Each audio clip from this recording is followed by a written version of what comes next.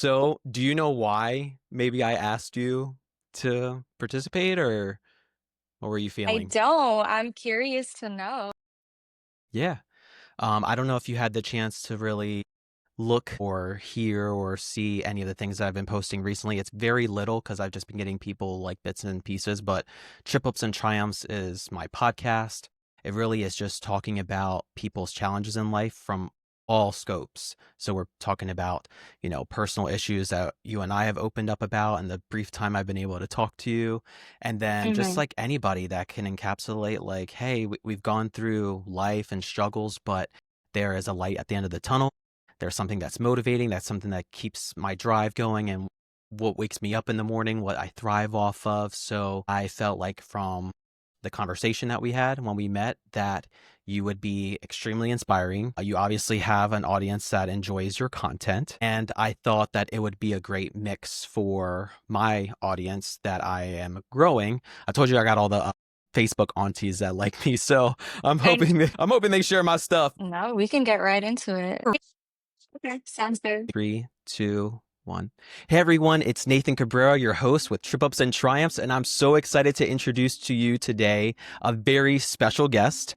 I had the privilege of meeting her literally like a month ago, not even, and we just had such great conversation, and I just loved what she had to share with me in that short bit of time. We had a lot of fun discussing things about past, future, ambitions, goals, and I just really felt connected to her spirit. So Lizeni is here today, and let me tell you about Lizeni. She is a powerhouse content creator and unapologetically a body confidence advocate, inspiring over 300,000 followers on Instagram. Incredible. After shedding more than 100 pounds, her journey took a bold turn from chasing weight loss to championing radical self-love. So today she is here to share with you and empower you and others to ditch that shame, embrace their bodies, and heal from the inside out. Through raw storytelling and magnetic energy, Lizeni dives deep into emotional healing, feminine power, and what it really takes to build self-worth after trauma. Welcome, Lizeni. I'm doing great. I'm so glad that you were able to make arrangements to meet with me. I'm super honored that you said yes to join me today. And holy crap, you have quite a resume. Yeah, there's a lot going on. Yeah. And by the way, can you share your social handles for anyone that would like to follow you, if you Yeah, so remember? my main Instagram account and my TikTok are OMG, it's Liz with 5 Z's. Ooh, what's 4Z's taken, Liz? I think you was. Gosh, they're probably I had to getting add an extra one. they're probably getting followers after you because they're looking for you. I But need to.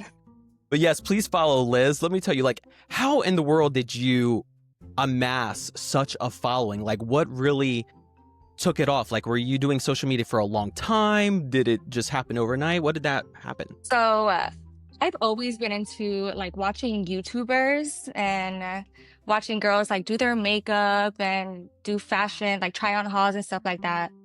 And I always wanted to be an influencer. And I started with doing like little makeup videos and pictures and doing, all these crazy makeup things.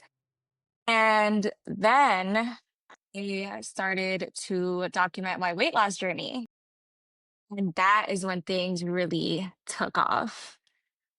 Got gastric sleeve surgery back in 2019, and I was very transparent about my journey throughout the process, and my page just started to blow up. So that's really how everything started.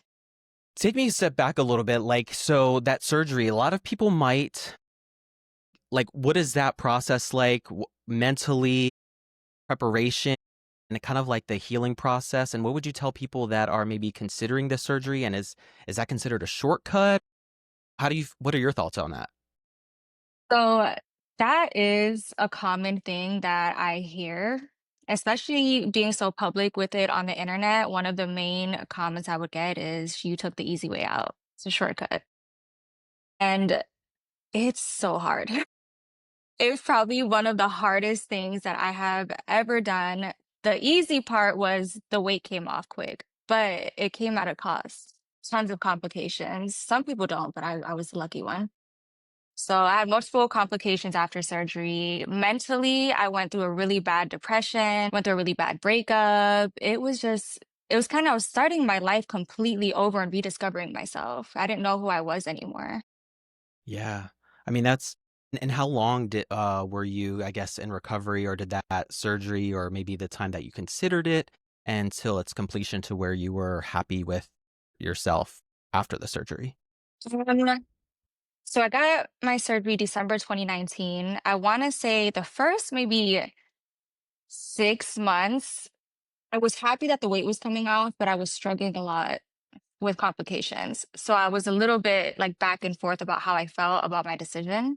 It wasn't until maybe a year and a half where I was like, I'm so happy that I did this. This was the best thing that I've ever done for myself. I actually was looking at your social feed to kind of like, it's important that I know about my guests if I'm going to have them on and represent you well. And wow, what a magnificent transformation! I never would have recognized you.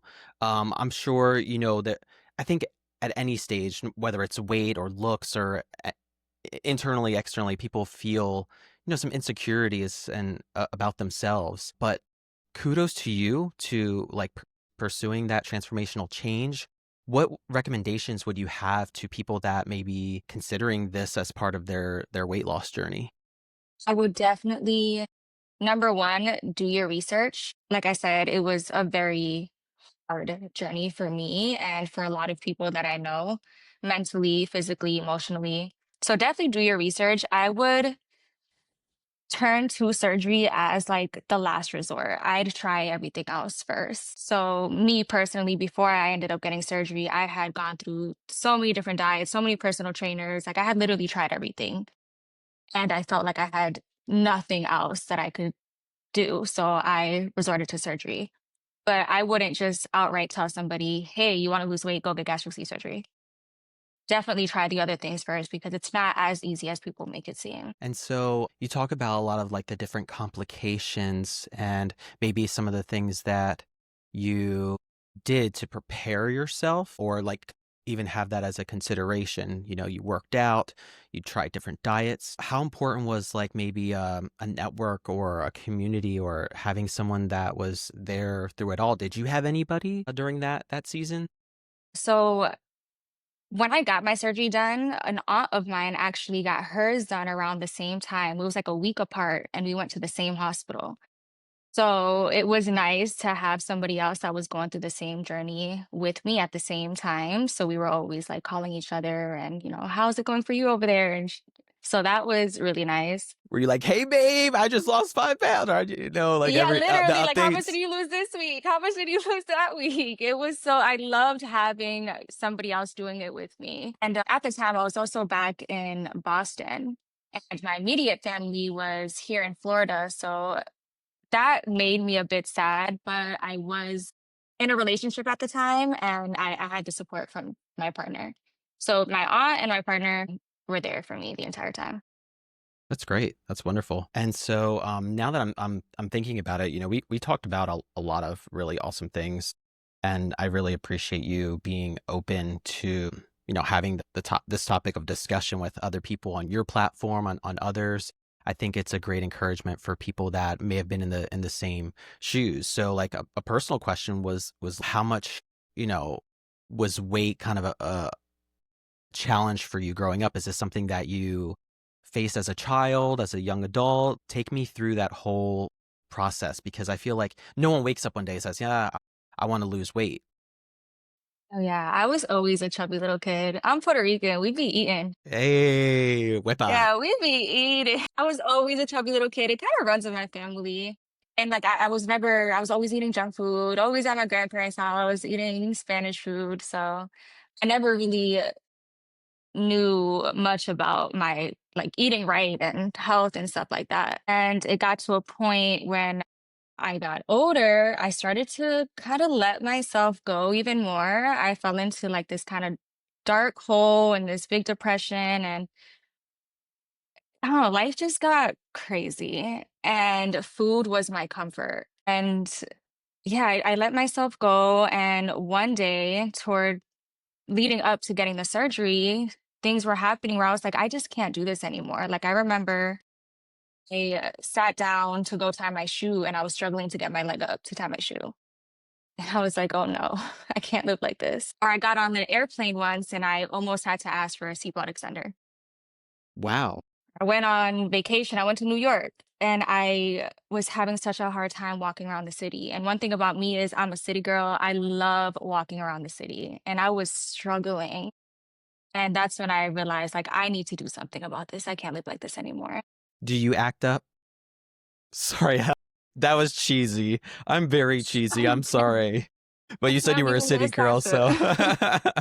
so yeah, I mean, you talk about also like maybe the hate that you've maybe received in comments. How do you manage or navigate those people? Like I just people say whatever they want online. So, what are Hmm. some of the types of things that people have said to you, and how has your response been, or how has it maybe changed? Because I imagine, like, that's fairly recent. It's just the last couple years that you've amassed this following and this change.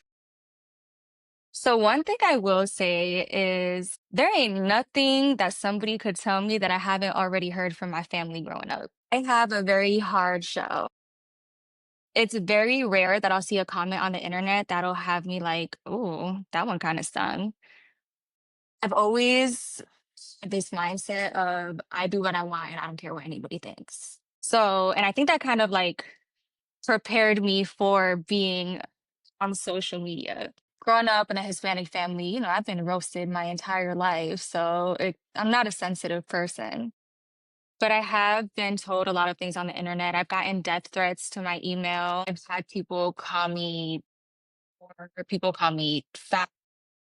People make fun of like my cellulite or say that I took the easy way out because I got surgery, that I'm fake. I've gotten it all. And I'm just like, it shows their true colors, says more about them than it does about me. Yeah. In marketing, we always talk about any attraction or engagement is better than not. So the fact that, people haters don't realize like they're making you hit more. So they're doing you a favor and they're actually hurting themselves looking like a fool online talking about a woman's Literally, body. my most viral videos that have had millions of views, most of the traction on those videos were hate comments. And they brought me like 30K followers in a month. So honestly, like I embrace all the hate because it does me well. Yeah, I would imagine so. I actually laugh thinking about some content creators. They really focus on getting a reaction out of folks and maybe Mhm. even trolling, but you can get hate from videos that you're not even really trying to do that. You're doing what you do and you'll still get that negativity. I mean, you can like, I don't know, put groceries in a paper bag and someone will find a way to complain or be upset about that. Yep, you can't satisfy anybody, so just do you. Yeah, Somebody's always gonna have something to say. I agree. So now I'm going to shift gears a little bit and talk about the emotional healing and childhood trauma, if you're okay with touching base on that. I Yeah. know you've mentioned healing childhood abandoned wounds and Mhm. very familiar with that. And that's why I love that, you get the opportunity to talk or believe that you can talk about these issues. So how did those early experiences that you've had shape your sense of self growing up and maybe how you saw yourself? So I don't want to say I had a terrible childhood because it wasn't terrible. Came from very loving family. A lot of the issues that I dealt with growing up mentally and emotionally really came from inside of like my mother's home and things that I experienced there. My father left at a very early age, and I was around a lot of abuse. And for a long time, that caused me to be I felt neglected. I felt very emotionally reactive. I felt like I had to couldn't say much. Like I had to be quiet because if I spoke up, I'd either be ignored or I'd be shut down. I was also, well, I am the eldest of four siblings. So it was always up to me to act like everything was okay Yeah. and shelter the younger ones. So as a result, that I was bottling everything up. And as I got older, that started to come out. I started to like duck. Yeah, yeah, yeah. And yeah, so I started to, I was eating food was comfort. I started hanging around the wrong crowd. I started to party, drink a lot. I started dabbling into drugs. I started acting out because I didn't know what it was like to have healthy communication. I didn't know how to express myself. I just felt like I wasn't good enough and I was always having to act like everything was okay all the time. And yeah, I just kind of started losing myself and I was resenting everyone, hated men, like they made me uncomfortable because all the abuse that I dealt with growing up came from men. And yeah, it was very hard. Like up until early mid 20s, I was down bad. I was in a really dark place. Yeah, I definitely can relate to those experiences of like maybe emotionally unavailable parents, having those experiences of abuse, having experienced it myself, and even with what I'll call body dysmorphia. My issue wasn't with eating food; it was not eating food. And at my Hmm. lowest in my early 20s, and even my mid 20s, I was maybe 140 pounds, which at my height is very light. I mean, you could see my ribs. I didn't look like myself. I was always tired all the time, and food actually, like when I would bring it to my face. I mean, Lord forgive me, but I joke about like this. There's this video. Have you ever seen the TLC show where people like have like strange addictions, and this one woman like only ate like Oh cheesy yes. potatoes. This woman only ate like Yes. cheesy potatoes, and her husband like cooks her a meal, and it had like broccoli, and she just like wanted to vomit. Like that's literally how I was with any type of food Yeah. that would be in front of me. And I had myself convinced that I was not hungry, but I'd be like lightheaded, I'd be exhausted. And yeah, it was like it was kind of like a way that I thought was, healing or advantageous to me. And I didn't like the way my body looked, and my body was fine. I mean, it wasn't fine. I thought I was too big and I was actually too little. So that's a hard thing to get past. What do you think? Like, Hmm. is this maybe something that you, when it comes to body image, is this something that you still have the same challenges about? Do you think is this like, do you see yourself, I'm not saying like gaining a massive amount of weight in your near future, but just like how do you continue life knowing that that was your past? Is it still in the past? So I'm definitely in a much better place mentally now. My confidence is so much better than it was back then. But healing isn't linear. And I definitely have my moments where I look at my body and I feel like but almost 300 pounds again. It actually happened today. I was at TJ Maxx and I walked by the mirror and I was like, oh my God, a beached whale. Like and I know that's not me anymore. I just have these little moments and I start to kind of beat myself up and I have to take a second and sit down with myself and be like, stop. That's not you anymore. It's all in your head. Your trauma's trying to take over again. Your anxiety is trying to take over again. It's fake. It's all in your head. I love that you mentioned that healing is not linear. It's a process, and it's like Mhm. ever going. It's not to say that maybe those feelings or maybe a new challenge won't arise, but just in general, I believe that people need to know that, the journey is continual. Like you're constantly healing, you're constantly growing. Like that's what life is about. It is the journey. So I really appreciate you saying Yeah, that. 100%. I don't think that it's even possible to be 100% healed. That's a good point. I would agree in some ways. Just I look back to where I was and how like those decisions, they kind of like trickled in, and it's almost like they happened overnight, but that process of getting out of it was not overnight. Like for you, you might have had the surgery, or me, like I might have seen a therapist that I needed to address, Mhm. these changes that I was seeing. So yeah, I appreciate those sentiments, because I think it's rare for people to fess up to those, especially in an environment like social media, Instagram, that you're in all the time, that you are exposing yourself and people see you, and people are making judgmental comments. I don't know if I would have as thick skin, because like if one comment's negative, I'm like, where do you live at? Because we're gonna talk. idea. It's definitely not for everyone. I've had people ask me like how to get into social media and stuff like that. And the first thing that I tell them, you need to have thick skin because the hate is going to come. And if you're the type of person who gets reactive and you try to fight back with everyone or you shut down and start crying because someone called you ugly, it's not for you. You're not going to make it. Yeah. No, that's a great point. A lot of people want that content creator lifestyle until it's actually time, and then they're trying to hide their videos, or like you said, they're getting emails or Hmm. people pulling up addresses. I mean, that's what's that called, doxing? Right. Like people. Right. It's a very real place, social media, and there's some real cuckoos out there too. So yeah, we got to watch out. But were there any beliefs that you had to maybe unlearn in order to start healing from your trauma?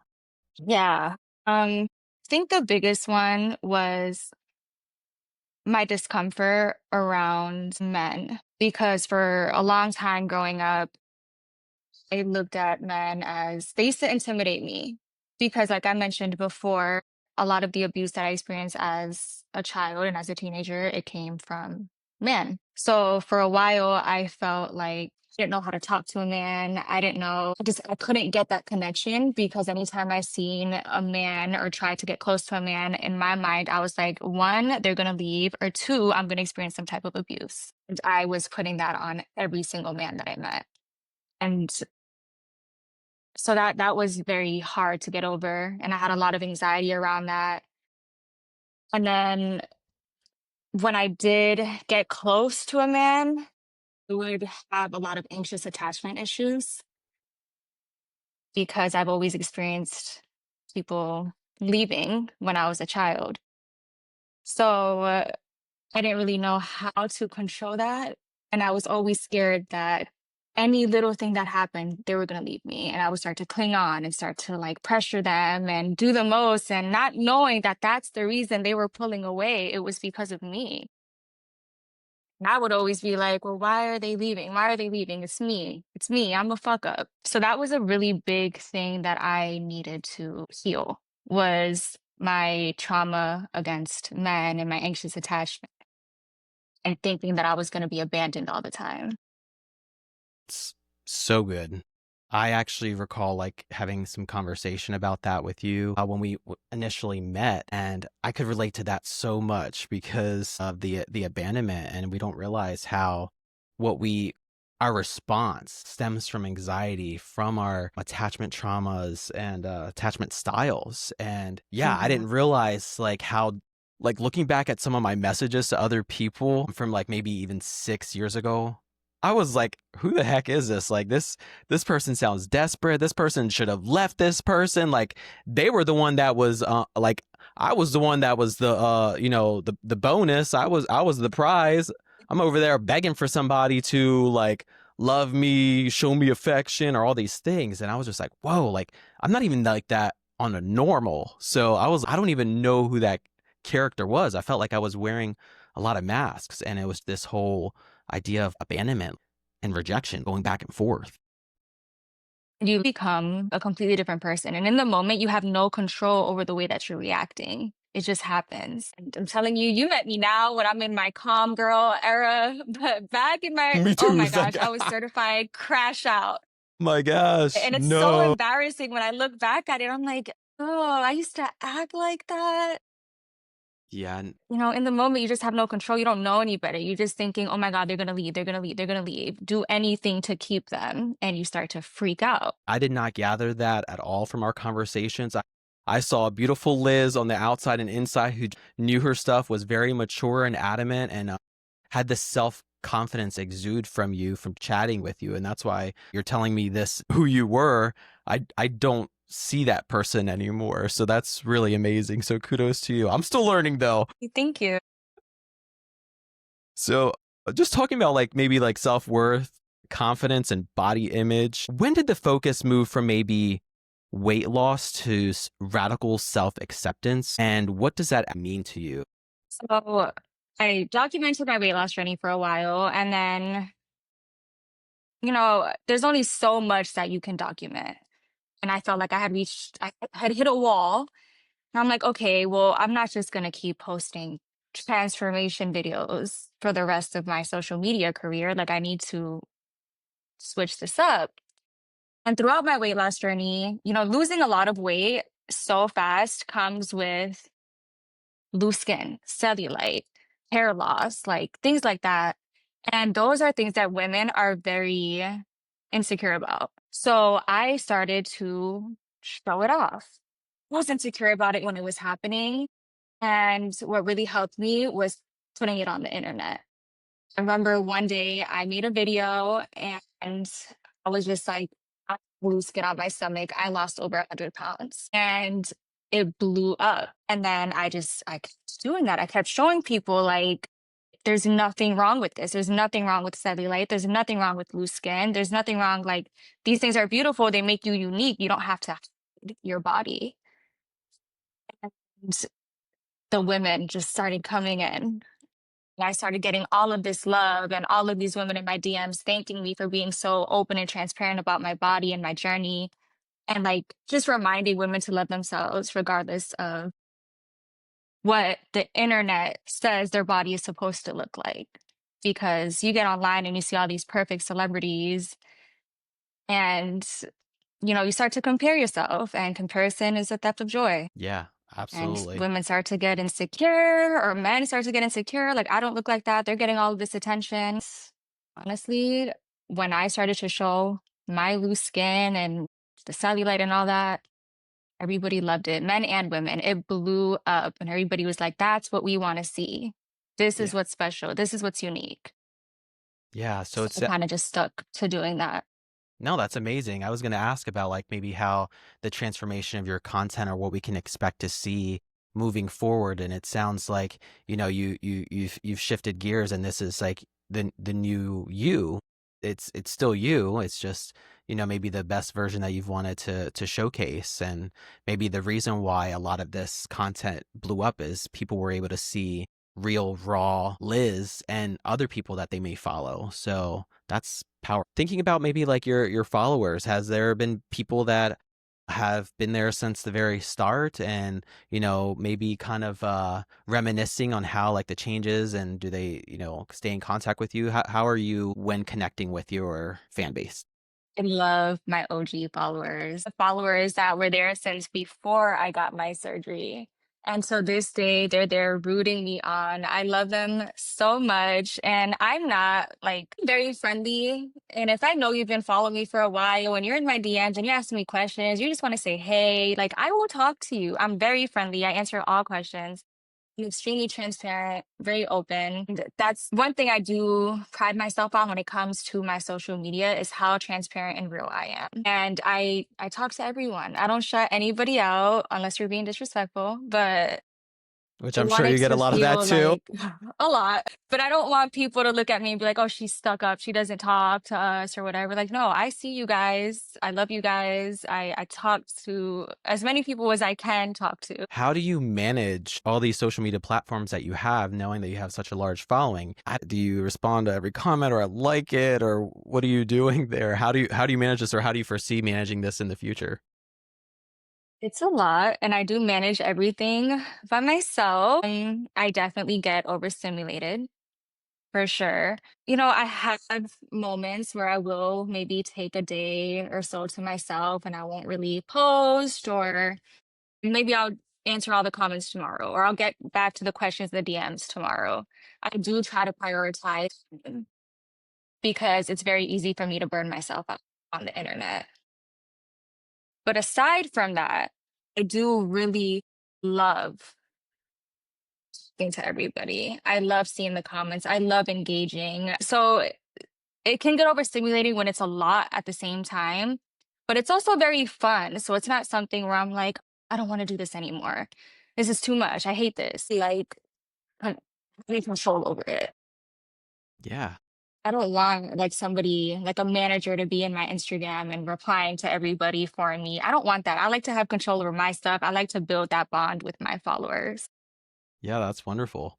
You mentioned this topic of overstimulation, and it's a more spoken word in today's society. But there's a lot of people that still have never heard of that term.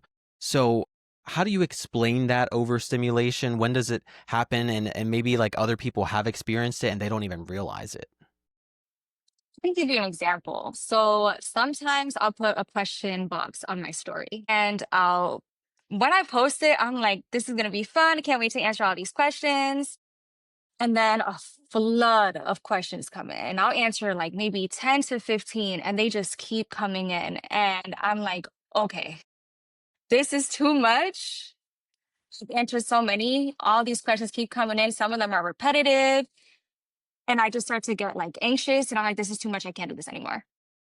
And sometimes I'll go back and delete the whole question box so more questions don't keep coming in. Like it just becomes too intense.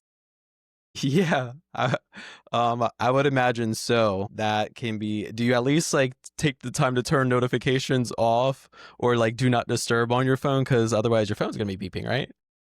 Yeah, so that's another thing. When it comes to my social media, I have my notifications off. I don't see notifications unless I open the app because it's too much. I need to protect my peace a little bit.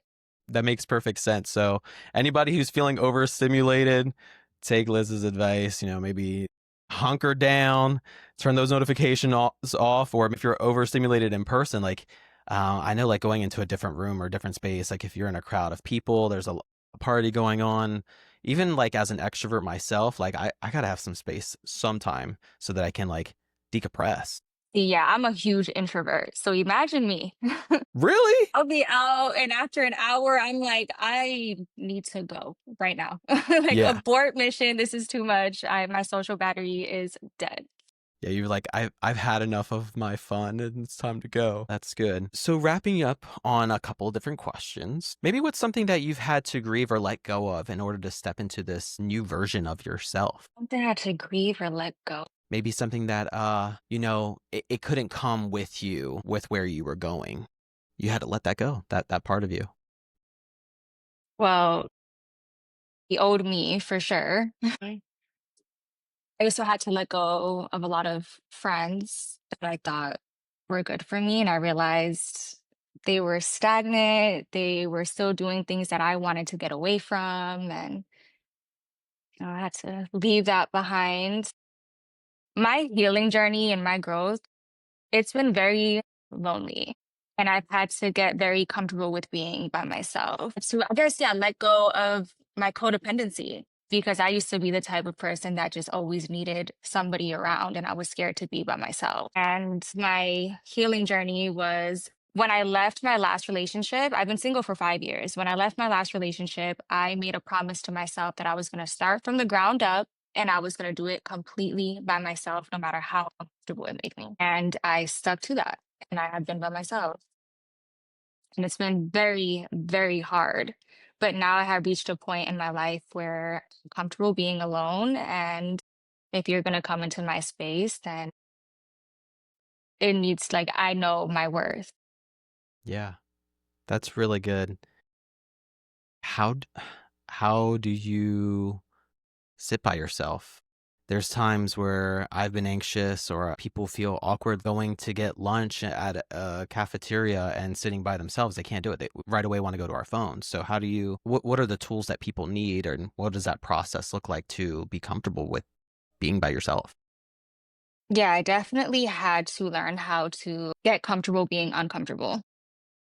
And one thing that really helped me was therapy. Therapy helped me learn how to self soothe in moments where I felt anxious and moments where I felt like I was breaking down and I needed to reach out to somebody, learned how to just deal with things by myself. And yeah, self soothe. As far as going out in public, going out to eat, I go to coffee shops and stuff by myself all the time. The first few times that I did it was a little weird, but you just kind of keep pushing yourself to do it. And the thing is, especially when I go to coffee shops, there's so many people there by themselves. They're just on their laptops, writing, journaling, just on their phones, and nobody's paying attention to you. And I started going out to eat by myself. I was shopping by myself. And the more that I did it, the more I started to love it even more than going with people. So I'm like, this is just my world. Nobody's bothering me. I'm at peace. But it definitely takes it's like practice makes perfect. Repetition. You just have to keep doing it. One day you'll do it and you're not going to be uncomfortable anymore. It's going to be like, this is normal. This is what I do. That's good. That's really good. Maybe what's next for you in your journey and your mission? What can we see Liz 2026 and beyond? I love that you asked that. I actually decided I'm going to start documenting my healing journey and discussing things like childhood traumas, anxious attachment, abandonment issues. And I created a separate TikTok account to specifically do that and make videos surrounding that because I feel like women, especially, deal with this anxiety stuff a lot and not knowing how to regulate their emotions. And a lot of people kind of play victim and use it as an excuse instead of learning how to deal with it, how to help it, how to fix it. And I want to help people. I've been doing the research, I've been doing the healing, and I want to put myself in a position where I can give out the advice now to help people understand why it is they feel the way that they feel and the steps they can take to fix it.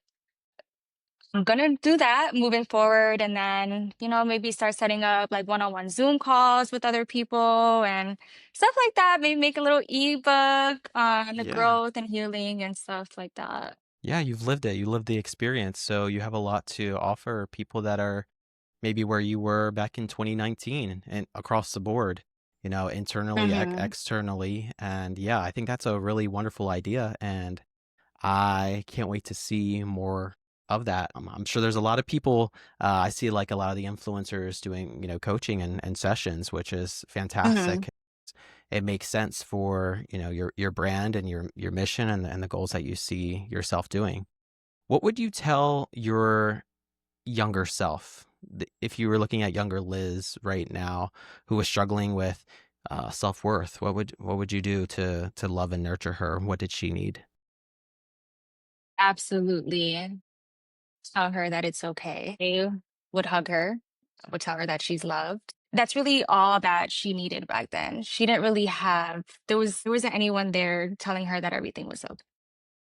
She was the one that was taking care of everyone. And, I would tell her she's beautiful, she's worth it, life is gonna be amazing, that everything she's going through is temporary, to just keep pushing, stay positive, and have faith. Because for a long time when I was a teenager going through this dark phase in my life, I lost faith. And it wasn't until I got older that I started to find that again. Yeah, I would definitely give her a lot of love, a lot of reassurance. It's super sweet.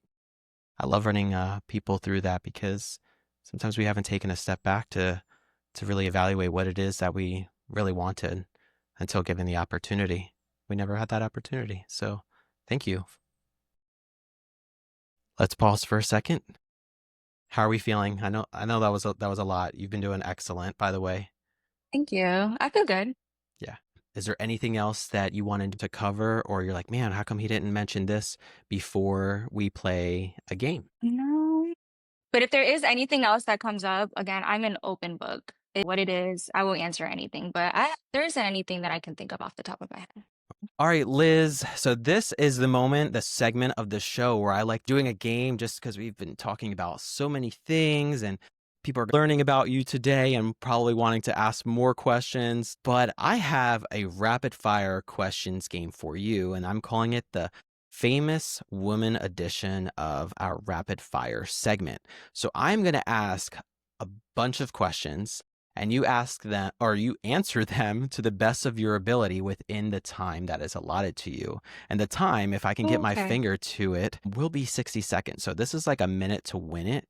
So you're going to do your best to get started. So are you ready? Okay. And do you have any questions? I'm ready. Let me start this timer right here. All right. Beyonce or Rihanna? Rihanna. Oprah or Michelle Obama? Michelle Obama. Who's the baddest woman in Hollywood right now? Rihanna. Who's the most underrated woman in history? And you can pass. And we can get back to it. If you could have dinner with any famous woman, dead or alive, who would it be? Who's your favorite female music artist of all time? Okay, Adele. Okay. I already know we're going to get to that in just a second. Who's the most influential woman in business today? Kris Jenner. Period. Megan Thee Stallion or Nicki Minaj? Nicki. There it goes. What did you say? Nicki. Okay, good, because the barbers would get you otherwise. No, I'm just kidding. No, all right, cool. So are there any questions that you wanted to go back and answer that we had passed since the timer is up? I don't even know if I have an answer for them. You said what woman should be president? Yeah, that's a tough one. Yeah, I don't know. And my dog is still being a nuisance in the corner. She probably sees I hear a her poor toy in the thing. background. Being silly. Go lay down. Go, go, go. And that's all right, because I feel like, man, that was a tough one. But you did a good job. Let's see how many answers you had. 1, 2, 3, 4, 5, 6, 7. You did 7. That's good. That's good. 7 questions Not too in 60 shabby. Half of them seconds. were Rihanna. Yes. And you know what? I know why, because I saw your social media. It looks like you are an ambassador for one of her brands. Is that correct? I am partnered with Savage Fenty.